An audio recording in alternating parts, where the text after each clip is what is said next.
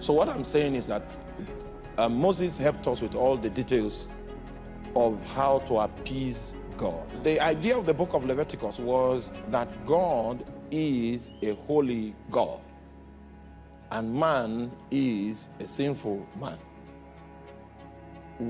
How can a holy God deal with sinful man? His nature of holiness will make him judge sinful man, so there is no possibility of sinful man doing business with the holy God. Hence the need for priesthood. Moses was able to gain insight into all the kinds of sacrifices that are needed to appease God so that humankind can have dealings with a holy God. So by the time we go into the book of Leviticus, which I would like you to go in your personal time, because I've already gone there, so let me tell you what is there. The first thing you'll find in the book of Leviticus are the five offerings that God has approved. So Moses was able to journey into the heart of God, and he was able to distill 5 types of offerings that can appease God, that can satisfy God. Is that clear? And the objective of these offerings is to bring us to a point where we can have a relationship with God. Because God knows that if we can relate with him, then there is nothing that is around our human existence that is omnipotence, that is grace and wisdom will not swallow up. The thing is, create a way, let us relate with God. And if that's what you want, you will need to offer elaborate sacrifices because of the kind of being that God is. He is a holy God. So for the Bible says that he had made him to be sin for us who knew no sin. Jesus knew no sin. But God in judgment put him in the place of sin. And that was the principle of substitution that was at work. So he knew no sin, that he might be made, that we might be made the righteousness of God in him. I would like you to see the beauty of substitution. The beauty of substitution.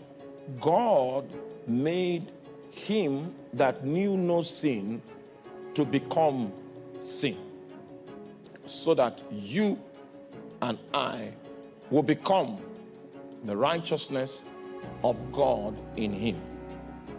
So if you have received Jesus into your life, the sacrifice of the sin offering has been offered in your stead. The application of that sacrifice has worked his goodwill in your life, such that your new status in the new covenant is that you are the righteousness of God in him. That was only possible because God made him that knew no sin.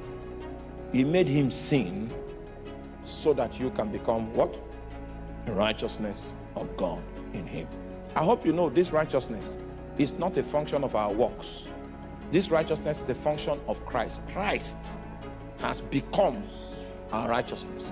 Christ is the one that paid the price in order for us to have the stature of righteousness. And what it means to be righteous is the kind of thing that a judge declares in court after a case has come to the head, and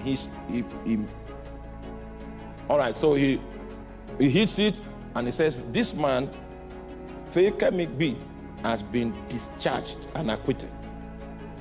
She has been declared righteous.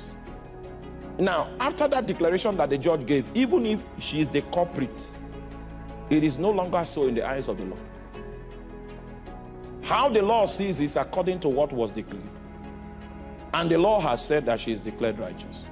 Your status of righteousness within the context of the New Testament and the New Covenant is not a function of what you did, it's a function of what Jesus did. It's not one of the things you did in order to qualify for.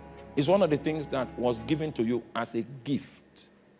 So the Bible says, how much more they that have received the abundance of grace and the gift of righteousness. The reason why it's called the gift of righteousness is because you did not do anything to earn it. It is Christ that has become your righteousness and showed me his will, right?